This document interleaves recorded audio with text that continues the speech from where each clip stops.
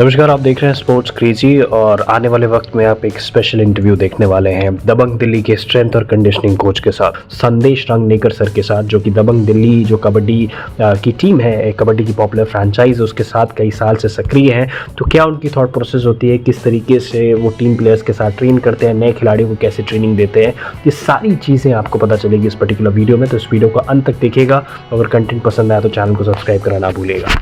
अगर आप देखने जाओ नवीन कुमार, जी sir, Naveen express, his whole game is speed. yes, पूरा sir. गेम उसका स्पीड पे चलता है। तो जी, you have to understand that you have to maintain his speed reserves throughout the season. Thank you Sandesh sir, thank you for joining. और काफी मजा Thank आएगा you. सर आपसे बात करके। सर, पहला क्वेश्चन जो मैं आपसे पूछना चाहता हूँ ये है कि आपकी कोचिंग की फिलॉसफी क्या है सर? So मेरी कोचिंग की फिलोसफी ये है कि we have to fit the program to the athlete and not fit the athlete to the program. क्योंकि बहुत से वक्त ऐसे हो जाता है that most of the programs are very template driven. कि हम सोचते हैं कि हम एक प्रोग्राम को पकड़ेंगे और फिर जो हमारी टीम है वो उसमें घुलेगी मिलेगी, बट ऐसा होता नहीं है। यूजुअली आपको हर एक एथलीट को, even if it's a team based sport, the athletes are still individuals, right? उनकी अपनी एक मेथड होती है ट्रेन करने की, प्रैक्टिस करने की, तो वो उसे समझ के हमें अपनी फिलोसफी को चेंज करना पड़ता है। So my coaching philosophy is you always have to be flexible around the people you work with and then take it forward from there. Okay, so why did you choose coaching? कोई कहानी है इसके पीछे? इस field में आप कैसे आए सर? तो मैं basically I have also done my post graduation in musculoskeletal physiotherapy. और उससे पहले मैं इंटर स्कूल जिम्नास्टिक्स में भी हिस्सा ले चुका हूँ। So I was always inclined towards understanding the performance of an athlete, the mindset of an athlete. और physical therapy करने के बाद athletes या even general population के injuries के बारे में मुझे ज़्यादा knowledge आने लगा। पहले उससे पहले मालूम नहीं था और तभी इतना इंटरनेट ड्रिवन नहीं था जब मैंने फिजियोथेरेपी कंप्लीट की। तो हम मैगजीन्स पढ़ते थे, ब्लॉग्स छोटे मोटे जो आ जाते थे इंटरनेट पे, तब साइबर कैफेज का जमाना था, तो हम जाके साइबर कैफे में ब्लॉग्स पढ़ लिया।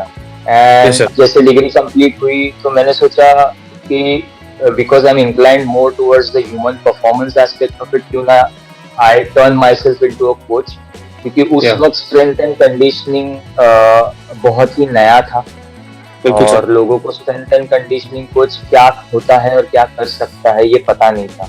तो I thought it would be a good idea कि मैं ट्राई करूं उस फील्ड में जाना। तो अगर कोई नया एथलीट आता है, क्योंकि क्या है कि अभी भी जैसे आप बता रहे हो कि स्ट्रेंथ एंड कंडीशनिंग की उतनी ज्यादा अवेयरनेस नहीं है हमारी कंट्री में, तो कोई नया एथलीट आता है जिसको अपनी ट्रेनिंग का उतनी अच्छी तरीके से पता नहीं है, तो आप कैसे सर उसके लिए डिजाइन करते हो एक्सरसाइजेस, और कैसे सर इस फील्ड की अवेयरनेस फैला सकते हैं हम अपनी कंट्री में, इंडिया में? सो प्राइमरीली हमें ये देखना होगा कि जब कोई एथलीट आता है या आती है आपके पास, सबसे पहले ये देखना होगा कि उनकी हिस्ट्री क्या है, इंजरी की हिस्ट्री, उनकी कोई मेडिकल हिस्ट्री है या उनकी कोई खुद की ट्रेनिंग फिलॉसफी है जो वो फॉलो करते आ रहे हैं, उनका ट्रेनिंग एज क्या है, उनका क्रोनोलॉजिकल एज क्या है। ये इन सब फैक्टर्स को मद्देनजर रखते हुए फिर हमें उसका प्रोग्राम बनाना पड़ता है। ये नहीं कि you directly jump on to a program and just start doing it, because होता क्या है कि a lot of athletes usually don't understand the difference between an injury or just getting hurt or having a niggle. Yes, sir. For them, pain is pain. So you have to first understand what their mindset is, especially with new athletes, novice athletes. जैसे अगर मैं अपनी team का example दूं दबंग दिल्ली का, तो हमारे team में अगर आप देखोगे तो more than 90% I would say youngsters हैं। Yes, sir. और उनमें से काफी ऐसे खिलाड़ी है जिनको कोई जिम बेस्ड एक्सपीरियंस नहीं है, शायद उन्होंने जिम देखा ही ना जहाँ से वो आते हैं। तो उनके लिए ये जरूरी है कि समझना कि डंबल को कैसे पकड़ा जाए, बारबेल को कैसे होल्ड किया जाए, यहाँ से उनकी ट्रेनिंग चालू होती है। लोडिंग तो बाद में आती है, but if you don't understand the movement, if you don't understand what patterns you are working, then the program becomes useless.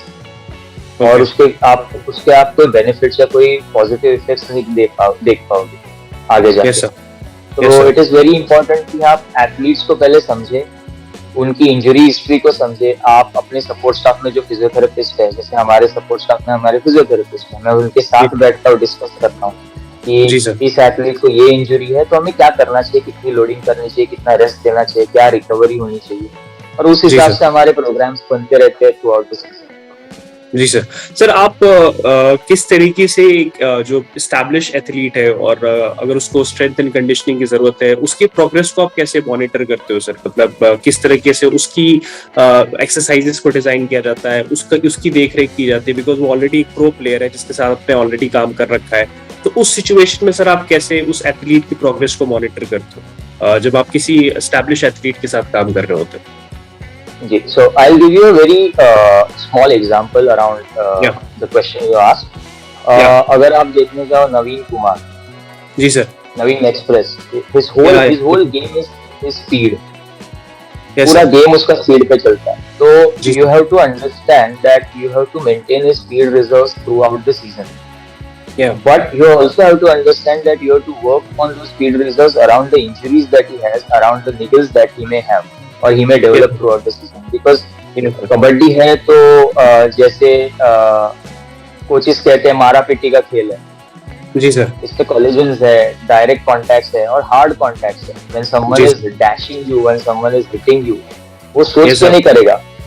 Yes sir. तो you have to first understand कि कितना लगा है, क्या severity है, what is the magnitude of that injury, what is the severity of that injury, और उस हिसाब से then you have to work around maintaining the biomotor abilities.